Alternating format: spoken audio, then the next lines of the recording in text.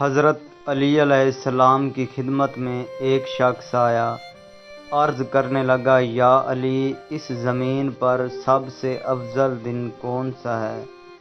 امام علی علیہ السلام نے فرمایا، اے شخص، یاد رکھنا، اس زمین کا افضل دن وہ ہے جس دن اللہ نے اپنے محبوب کو زمین پر بھیجا۔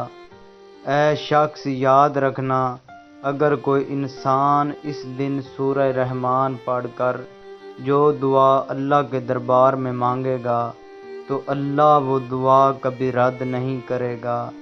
اور امام جعفر صادق علیہ السلام نے فرمایا، جو انسان مرجان پتھر پہن کر اللہ سے جو دعا مانگے گا تو اللہ اس انسان کی ہر جائز دعائیں حاجتیں اپنے پاک دربار میں قبول و منظور فرمائے گا۔